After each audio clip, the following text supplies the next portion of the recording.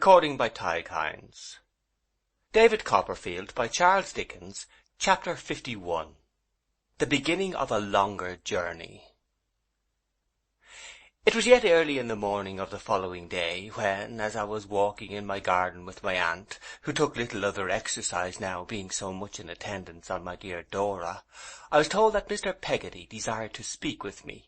He came into the garden to meet me half-way on my going towards the gate, and bared his head, as it was always his custom to do when he saw my aunt, for whom he had a high respect. I had been telling her all that had happened overnight. Without saying a word, she walked up with a cordial face, shook hands with him, and patted him on the arm. It was so expressively done that she had no need to say a word. Mr. Peggotty understood her quite as well as if she had said 1,000. "I'll go in now, Trot," said my aunt, "and look after little Blossom, who will be getting up presently." "Not along of my being here, ma'am, I hope," said Mr. Peggotty, "unless my wits is gone a bad sneezing," by which Mr. Peggotty meant to say birds nesting, "this morning. 'Tis along of me as you're a-going to quit us." "You have something to say, my good friend," returned my aunt, "and will do better without me." "By your leave, ma'am," returned Mr. Peggotty, "I would take it kind, pervising you doen't mind my clicketing, if you'd bide here." "Would you?" said my aunt with short good nature. "Then I am sure I will." So she drew her arm through Mr. Peggotty's and walked with him to a leafy little summer-house there was at the bottom of the garden, where she sat down on a bench and I beside her. There was a seat for Mr. Peggotty too, but he preferred to stand, leaning his hand on the small rustic table. As he stood looking at his cap for a little while before beginning to speak, I could not help observing what power and force of character his sinewy hand expressed, and what a good and trusty companion it was to his honour. Right, and when she did, she kneeled down at my feet and kinder said to me, as if it was her prayers, how it all came to be. You may believe me, when I heard her voice, as I had heard at home so playful, and seed her humbled, as it might be in the dust our Saviour wrote in with his blessed hand, I felt a wound go to my heart in the midst of all its thankfulness." He drew his sleeve across his face without any pretence of concealing why, and then cleared his voice. "It weren't for long as I felt that, for she was found. I had only to think as she was found, and it was gone. I don't know why I do so much as mention of it now, I'm sure. I didn't have it in my mind a minute ago to say a word about myself, but it come up so natural that I yielded to it afore I was aware." "You're a self-denying soul," said my aunt, "and will have your reward." Mr. Peggotty, with the shadows of the leaves playing athwart his face, made a surprised inclination of the head towards my aunt, as an acknowledgment of her good opinion, then took up the thread he had relinquished. "When my Emily took flight," he said, in stern wrath for the moment, "from the house where she was made a prisoner by that there spotted snake as Master Davy see, and his story's true, and may God confound him. She took flight in the night. It was a dark night with a many stars a-shining. She was wild. She ran along the sea beach, believing the old boat was there, and calling out to us to turn away our faces, for she was a-coming by. She heard herself a-crying out, like as if it was another person, and cut herself on them sharp-pointed stones and rocks, and felt it no more than if she had been rock herself. Ever so far she run, and there was fire afore her eyes, and roarings in her ears.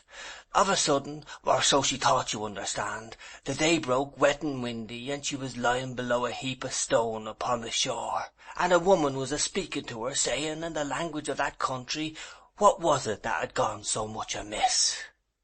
He saw everything he related. It passed before him as he spoke so vividly that in the intensity of his earnestness he presented what he described to me with greater distinctness than I can express. I can hardly believe, writing now, long afterwards, but that I was actually present in these scenes. They were impressed upon me with such an astonishing air of fidelity. "As Emily's eyes, which was heavy, see this woman bear," Mr. Peggotty went on, "she knowed as she was one of them as had often talked to her on the beach, for, though she had run, as I have said, ever so far in the night, she had oftentimes wandered long ways, partly afoot, partly in boats and carriages, and knowed all that country long the coast miles and miles. She hadn't no children of her own, this woman, being a young wife, but she was a-looking to have one afore long, and may my prayers go up to heaven that 'twill be a happiness to her, and a comfort and a honour all her life.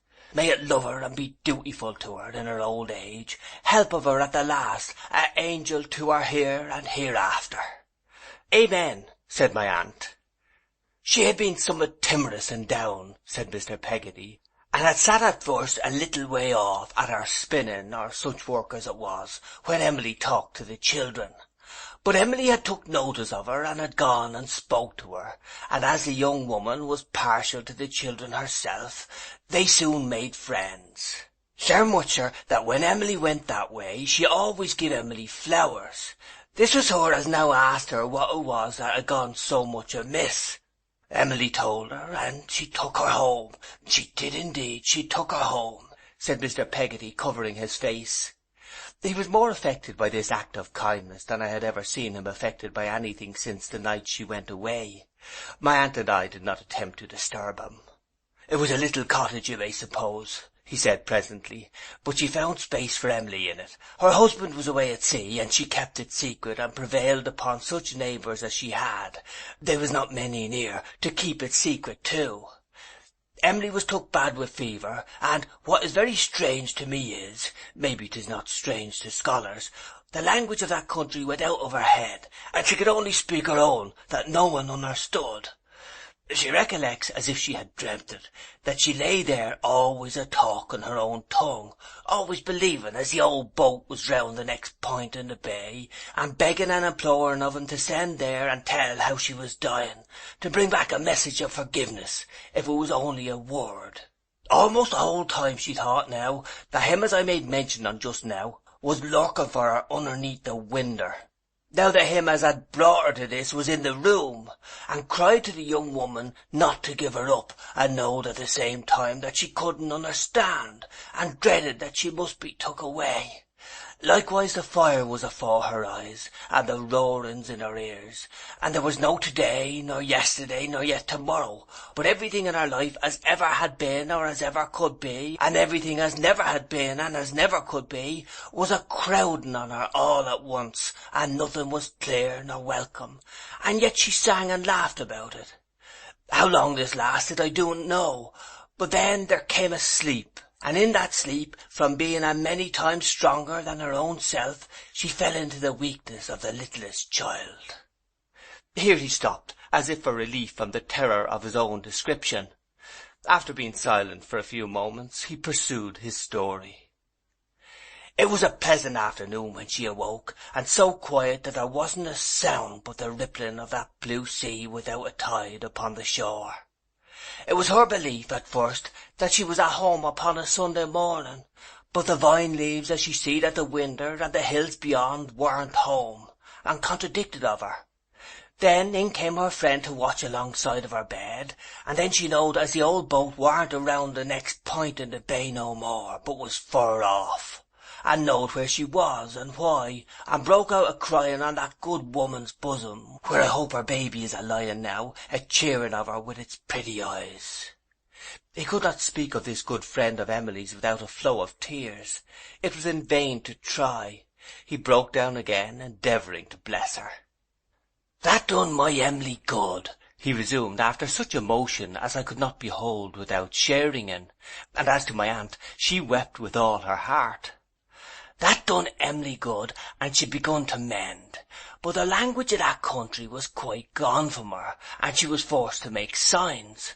So she went on, getting better from day to day, slow but sure, and trying to learn the names of common things, names as she seemed never to have heard in all her life, till one evening came when she was a-sitting at her winder, looking out at a little girl at play upon the beach, and of a sudden this child held out her hand and said, what would be in English, 'Fisherman's daughter, here's a shell,' for you are to understand that they used at first to call her Pretty Lady, as the general way in that country is, and that she had taught 'em to call her Fisherman's daughter instead. The child says of a sudden, 'Fisherman's daughter, here's a shell.' Then Emily understands her, and she answers, bursting out a-crying, and it all comes back." "When Emily got strong again," said Mr. Peggotty, after another short interval of silence, "she cast about to leave that young good creature, and to get to her own country. The husband was come home then, and the two together put her aboard a small trader bound to Leghorn, and from that to France. She had a little money, but it was less than a little as they would take for all they had done. I'm almost glad on it, though they was so poor. What they done is laid up where neither moth nor rust doth corrupt, and where thieves do not break through nor steal. Master Davy, it'll outlast all the treasures in the world." Emily got to France, and took service to wait on travelling ladies at a inn in the port. There come one day that snake. Let him ever come nigh me. I do'n't know what hurt I might do him. So as she sees him without him seeing her, all her fears and wildness returned upon her, and she fled afore the very breath he drewed, and come to England and was set ashore at Dover. "I do'n't know," said Mr. Peggotty, "for sure when her heart begun to fail her, but all the way to England she had thought to come to her dear home. Soon as she got to England she turned her face towards it, but fear of not being forgive, fear of being pointed at, fear of some of us being dead along of her, fear of many things, turned her from it, kinder by force, upon the road. 'Uncle, uncle,' she says to me, 'the fear of not being worthy to do what my torn and bleeding breast so longed to do, was the most frightening fear of all.' I turned back when my heart was full of prayers that I might crawl up to the old doorstep in the night, kiss it, lay my wicked face upon it, and there be found dead in the morning. She come, sir," said Mr. Peggotty, dropping his voice to an awe-stricken whisper, "to London. She as had never seen it in her life, alone without a penny, young, so pretty, came to London. Almost the moment she lighted here, all so desolate, she found, as she believed, a friend, a decent woman, as spoke to her about the needlework as she had been brought up to, about finding plenty of it for her, about a lodging for the night, and making secret inquiration concerning me and all at home tomorrow. When my child," he said aloud, and with an energy of gratitude that shook him from head to foot, "stood upon the brink of more than I can say or think on, Martha, true to her promise, saved her." I could not repress a cry of joy. "Master Davy," said he, gripping my hand in that strong hand of his, "it was you as first made mention of her to me. I thank ye, sir. She was earnest. She had knowed of her bitter knowledge, where to watch and what to do. She had done it, and the Lord was above all. She come, white and hurried, upon Emily in her sleep. She says to her, 'Rise up from worse than death and come with me.' Them belonging to the house might have stopped her, but they might as soon have stopped the sea. 'Stand away from me,' she says. 'I am a ghost that calls her from beside her open grave.' She told Emily she had seen me, and knowed I loved her and forgive her. She wrapped her hasty in her clothes, and took her faint and trembling on her arm. She heeded no more what they said than if she had had no ears. She walked among them with my child, minding only her, and brought her safe out in the dead of night from that black pit of ruin." "She attended on Emily," said Mr. Peggotty, who had released my hand, and put his own hand on his heaving chest. "She attended to my Emily, lying wearied out and wandering betwixt whiles, till late next day. Then she went in search of me, then in search of you, Master Davy. She didn't tell Emily what she'd come out for, lest her heart should fail, and she should think of hiding herself. How the cruel lady knowed of her being there I can't say. Whether him as I have spoke so much of chanced to see him going there, or whether, which is most likely to my thinking, he had heard it from the woman, I do'n't greatly ask myself. My niece is found." "All night long," said Mr. Peggotty, "we have been together, Emily and me. 'Tis little, considering the time, as she is said in words through them broken-hearted tears. 'Tis less as I have seen of her dear face, as growed into a woman's at my hearth. But all night long her arms has been about my neck, and her head has laid here, and we knows full well as we can put our trust in one another evermore." He ceased to speak, and his hand upon the table rested there in perfect repose, with a resolution in it that might have conquered lions. "It was a gleam of light upon me, Trot," said my aunt, drying her eyes, "when I formed the resolution of being godmother to your sister Betsy Trotwood, who disappointed me. But next to that, hardly anything would have given me greater pleasure than to be godmother to that young creature's baby." Mr. Peggotty nodded his understanding of my aunt's feelings, but could not trust himself with any verbal reference to the subject of her commendation. We all remained silent and occupied with our own reflections, my aunt drying her eyes and now sobbing convulsively, and now laughing and calling herself a fool, until I spoke. "You have quite made up your mind," said I to Mr. Peggotty, "as to the future, good friend? I need scarcely ask you." "Quite, Master Davy," he returned, and told Emily, "There's mighty countries far from here. Our future life lays over the sea." "They will emigrate together, aunt," said I. "Yes," said Mr. Peggotty, with a hopeful smile. "No one can't reproach my darling in Australia. We will begin a new life over there." I asked him if he yet proposed to himself any time for going away. "I was down at the docks early this morning, sir," he returned, "to get information concerning of them ships. In about 6 weeks or 2 months from now there'll be one sailing. I see her this morning, went aboard, and we shall take our passage in her." "Quite alone?" I asked. "Aye, Master Davy," he returned. "My sister, you see, she's that fond of you and yourn, and that accustomed to think only of her own country, that it wouldn't be hardly fair to let her go. Besides which, there's one she has in charge, Master Davy, as doing ought to be forgot." "Poor Ham," said I.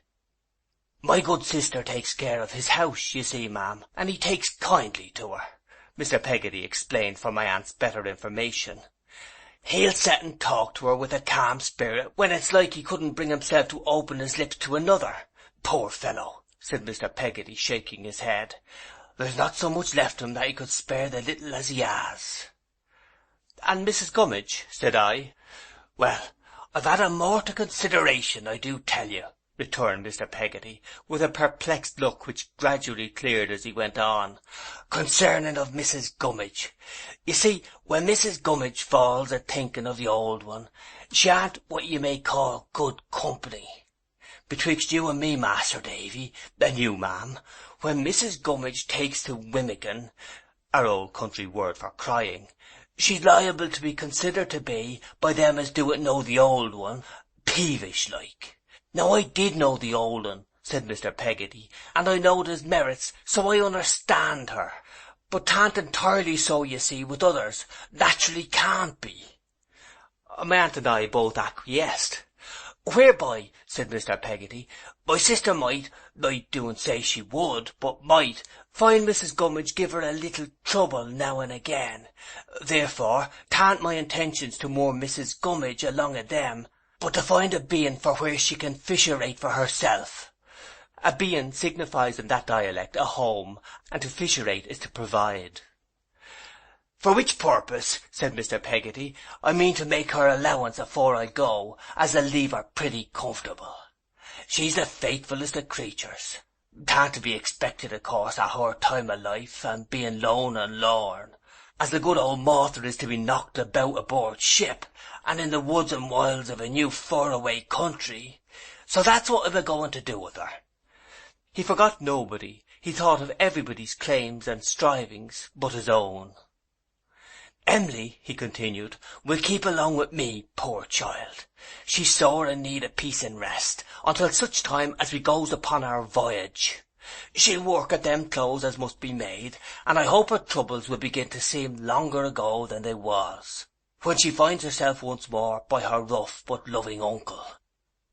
My aunt nodded confirmation of this hope, and imparted great satisfaction to Mr. Peggotty. "There's one thing further, Master Davy," he said, putting his hand in his breast pocket and gravely taking out the little paper bundle I had seen before, which he unrolled on the table. "There's these here bank notes, £50 and 10.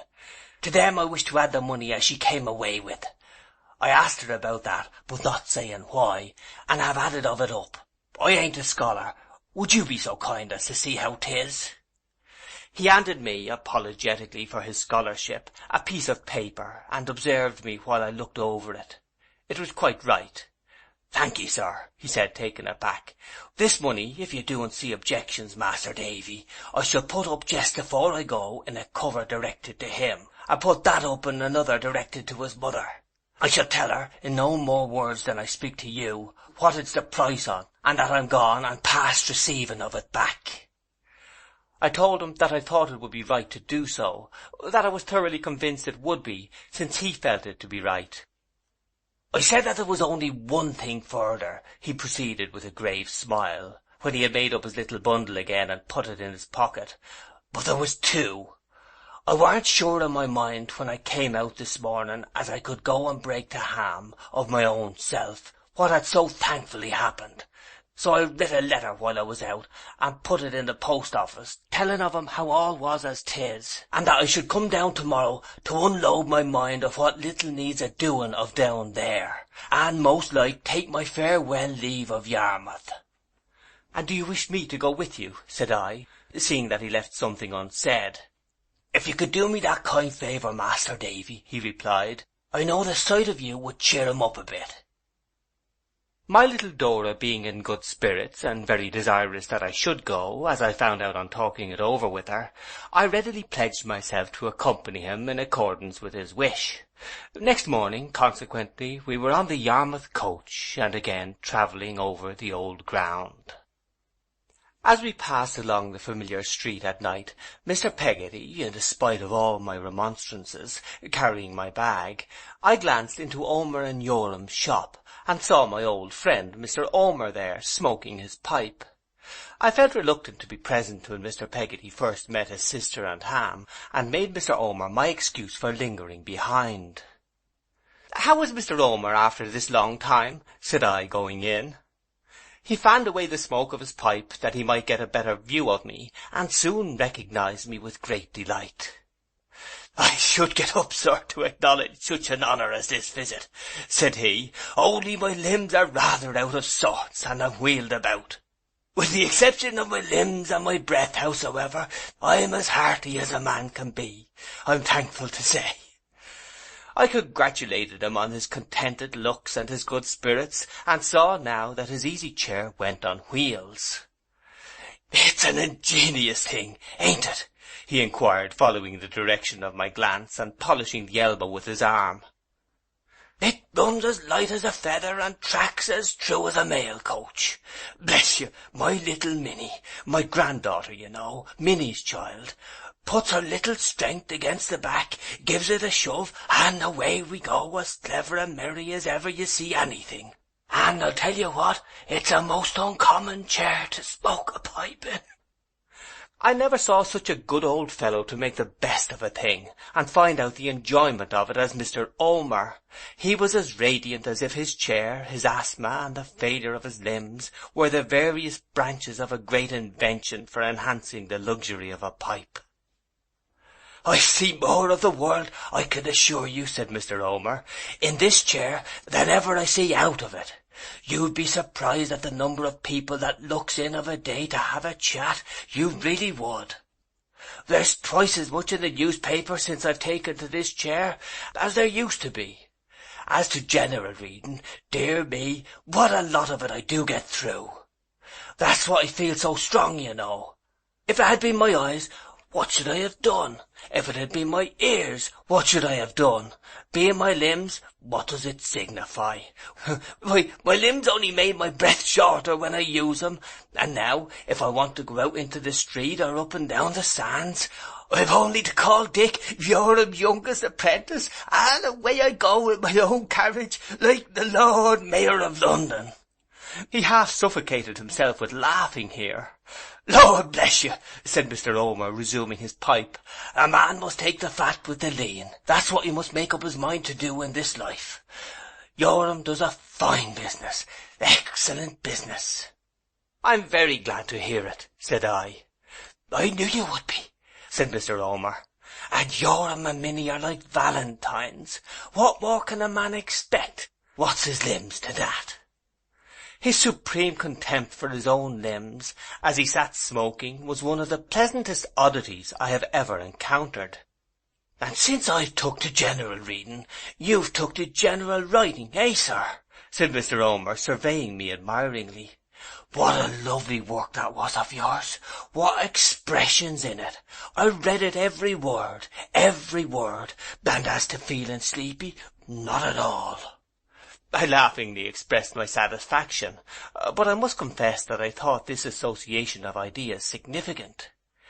"I give you my word and honour, sir," said Mr. Omer, "that when I lay that book upon the table, and look at it outside, compact in 3 separate and individual volumes, 1, 2, 3, I am as proud as Punch to think that I once had the honour of being connected with your family. And, dear me, it's a long time ago now, ain't it? Over at Blunderstone, with a pretty little party laid along with the other party, and you quite a small party then yourself. Dear, dear." I changed the subject by referring to Emily. After assuring him that I did not forget how interested he had always been in her, and how kindly he had always treated her, I gave him a general account of her restoration to her uncle by the aid of Martha, which I knew would please the old man. He listened with the utmost attention, and said feelingly when I had done, "I am rejoiced to hear it, sir. It's the best news I have had for many a day. Dear, dear, dear. And what's going to be undertook with that unfortunate young woman, Martha, now?" "You touch a point that my thoughts had been dwelling on since yesterday," said I, "but on which I can give you no information yet, Mr. Omer. Mr. Peggotty has not alluded to it, and I have a delicacy in doing so. I am sure he has not forgotten it. He forgets nothing that is disinterested and good." "Because, you know," said Mr. Omer, taking himself up where he had left off, "whatever is done I should wish to be a member of. Put me down for anything you may consider right, and let me know. I could never think the girl all bad, and I'm glad to find she's not. So will my daughter Minnie be. Young women are contradictory creatures in some things. Her mother was just the same as her, but their hearts are soft and kind. It's all show with Minnie about Martha. Why she should consider it necessary to make a show, I don't undertake to tell you. But it's all show, bless you. She'd do her any kindness in private. So put me down for whatever you may consider right, will you be so good? And drop me a line where to forward it. Dear me," said Mr. Omer, "when a man is drawing on to a time of life where the two ends of life meet, when he finds himself, however hearty he is, being wheeled about for the second time in a species of go-cart, he should be over-rejoiced to do a kindness if he can. He wants plenty, and I don't speak of myself particular," said Mr. Omer, "because, sir, the way I look at it is, that we are all drawn on to the bottom of the hill, whatever age we are, on account of time never standing still for a single moment. So let us always do a kindness and be over-rejoiced, to be sure." He knocked the ashes out of his pipe and put it on a ledge in the back of his chair, expressly made for its reception. "There's Emily's cousin, him that she was to be married to," said Mr. Omer, rubbing his hands feebly. "As fine a fellow as there is in Yarmouth. He'll come and talk or read to me in the evening, for an hour together sometimes. That's a kindness, I should call it. All his life's a kindness." "I'm going to see him now," said I. "Are you?" said Mr. Omer. "Tell him I was hearty, and send my respects. Minnie and Yoram's at a ball. They would be as proud to see you as I am, if they was at home. Minnie won't hardly go out at all now, you see, on account of father, as she says, so I swore tonight that if she didn't go, I'd go to bed at 6. In consequence of which—" Mr. Omer shook himself in his chair with laughter at the success of his device. "She and Yoram's at the ball." I shook hands with him and wished him good night. "Half a minute, sir," said Mr. Omer. "If you was to go without seeing my little elephant, you'd lose the best of sights. You never see such a sight. Minnie," a musical little voice answered from somewhere upstairs. "I'm coming, grandfather," and a pretty little girl with long flaxen curling hair soon came running into the shop. "This is my little elephant, sir," said Mr. Omer, fondling the child. "Siamese breed, sir. Now, little elephant." The little elephant set the door of the parlour open, enabling me to see that, in these latter days, it was converted into a bedroom for Mr. Omer, who could not be easily conveyed upstairs, and then hid her pretty forehead and tumbled her long hair against the back of Mr. Omer's chair. "The elephant butts, you know, sir," said Mr. Omer, winking, "when he goes at an object. Once elephant, twice, 3 times. At this signal, the little elephant, with a dexterity that was next to marvellous in so small an animal, whisked the chair round with Mr. Omer in it, and rattled it off, pell-mell, into the parlour, without touching the door-post, Mr. Omer indescribably enjoying the performance, and looking back at me on the road as if it were the triumphant issue of his life's exertions. After a stroll about the town, I went to Ham's house. Peggotty had now removed here for good, and had let her own house to the successor of Mr. Barkis in the carrying business, who had paid her very well for the goodwill, cart and horse. I believe the very same slow horse that Mr. Barkis drove was still at work. I found him in a neat kitchen, accompanied by Mrs. Gummidge, who had been fetched from the old boat by Mr. Peggotty himself. I doubt if she could have been induced to desert her post by anyone else. He had evidently told them all. Both Peggotty and Mrs. Gummidge had their aprons to their eyes, and Ham had just stepped out to take a turn on the beach. He presently came home very glad to see me, and I hope they were all the better for my being there. We spoke, with some approach to cheerfulness, of Mr. Peggotty's growing rich in a new country, and of the wonders he would describe in his letters. We said nothing of Emily by name, but distantly referred to her more than once. Ham was the serenest of the party. But Peggotty told me, when she lighted me to a little chamber where the crocodile book was lying ready for me on the table, that he always was the same.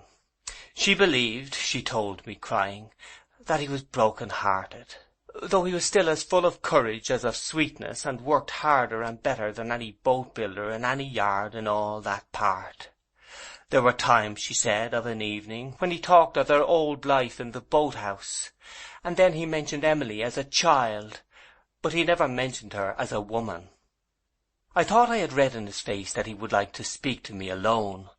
I therefore resolved to put myself in his way next evening, as he came home from his work.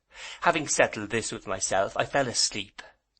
That night, for the first time in all those many nights, the candle was taken out of the window, Mr. Peggotty swung in his old hammock in the old boat, and the wind murmured with the old sound round his head. All next day he was occupied in disposing of his fishing boat and tackle, in packing up and sending to London by waggon such of his little domestic possessions as he thought would be useful to him, and in parting with the rest, or bestowing them on Mrs. Gummidge. She was with him all day. As I had a sorrowful wish to see the old place once more before it was locked up, I engaged to meet them there in the evening. But I so arranged it that I should meet Ham first. It was easy to come in his way, as I knew where he worked. I met him at a retired part of the sands, which I knew he would cross, and turned back with him, that he might have leisure to speak to me if he really wished. I had not mistaken the expression of his face, and we walked but a little way together, when he said, without looking at me, "Master Davy, have you seen her?" "Only for a moment, when she was in a swoon," I softly answered. We walked a little farther, and he said, "Master Davy, shall you see her, do you think?" "It would be too painful to her, perhaps," said I.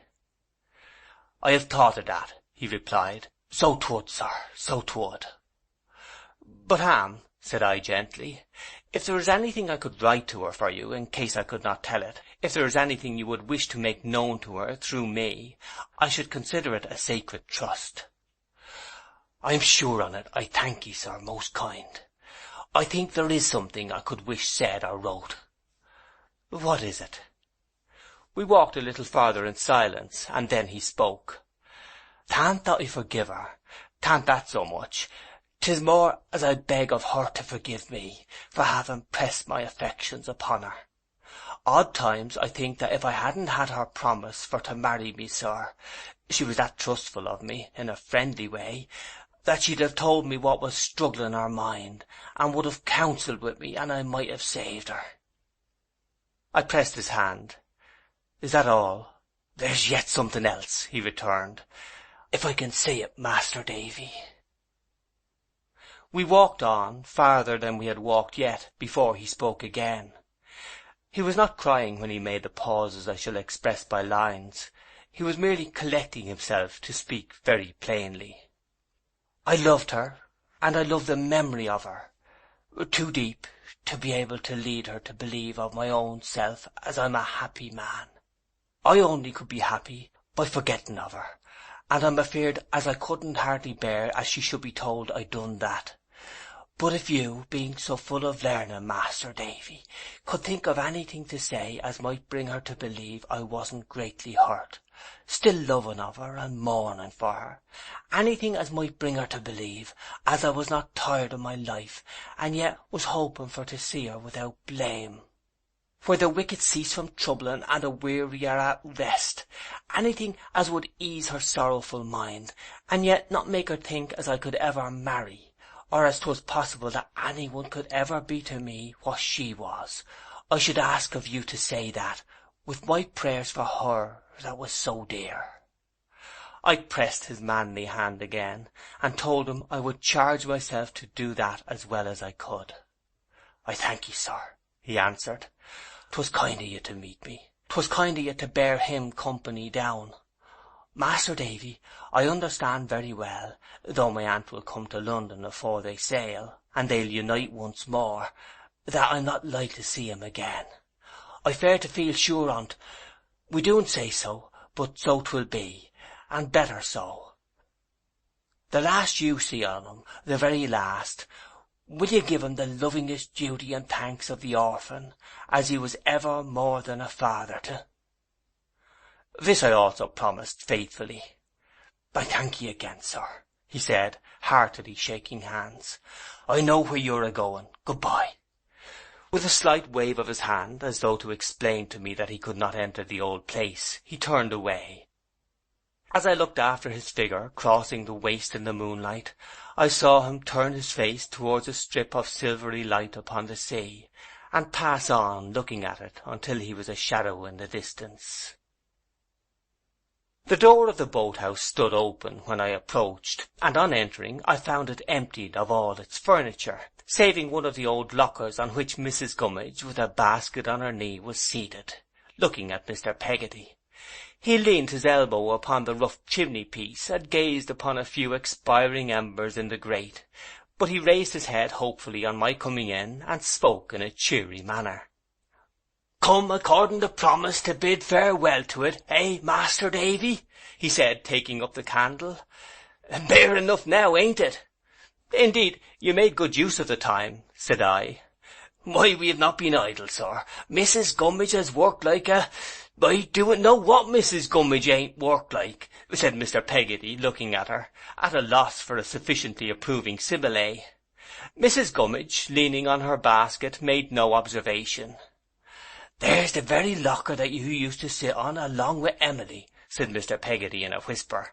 "I'm a-going to carry it away with me last of all. And here's your old little bedroom, see, Master Davy, almost as big tonight as 'art could wish." In truth, the wind, though it was low, had a solemn sound, and crept round the deserted house with a whispered wailing that was very mournful.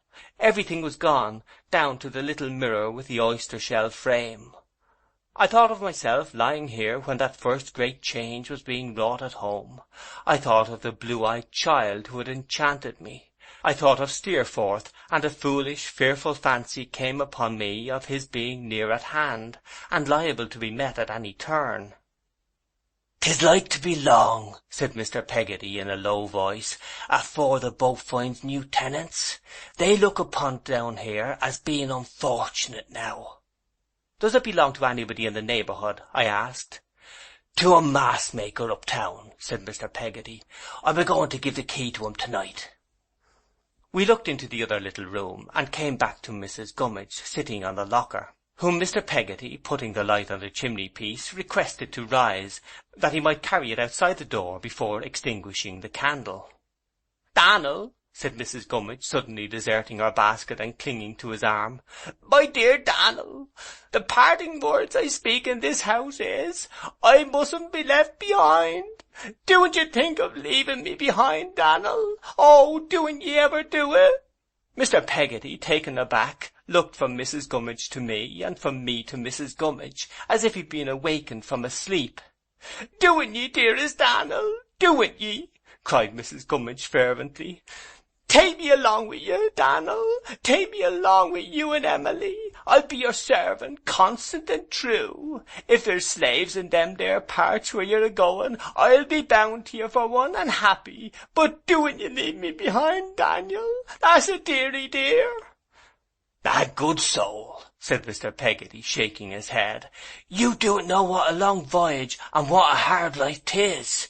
"Yes, I do, Dan'l. I can guess," cried Mrs. Gummidge. "But my parting words under this roof is, I shall go into the house and die if I'm not took. I can dig, Dan'l. I can work. I can live hard. I can be loving and patient now, more than you think, Dan'l, if you'll only try me. I wouldn't touch the allowance, not if I was dying o' want, Dan'l Peggotty. But I'll go with you and Emily, if you'll only let me to the world's end. I know how 'tis. I know you think that I'm lone and lorn, but dearie love, 'tan't so no more. I ain't sat here so long a-watching and a-thinking of your trials without some good being done. Master Davy, speak to him for me. I knows his ways and Emily's. I knows their sorrows, and can be a comfort to 'em some odd times, and labour for 'em allus. Dan'l, dearie Dan'l, let me go along with you." And Mrs. Gummidge took his hand and kissed it with a homely pathos and affection, in a homely rapture of devotion and gratitude that he well deserved. We brought the locker out, extinguished the candle, fastened the door on the outside, and left the old boat close shut up, a dark speck in the cloudy night. Next day, when we were returning to London outside the coach, Mrs. Gummidge and her basket were on the seat behind, and Mrs. Gummidge was happy. End of chapter 51.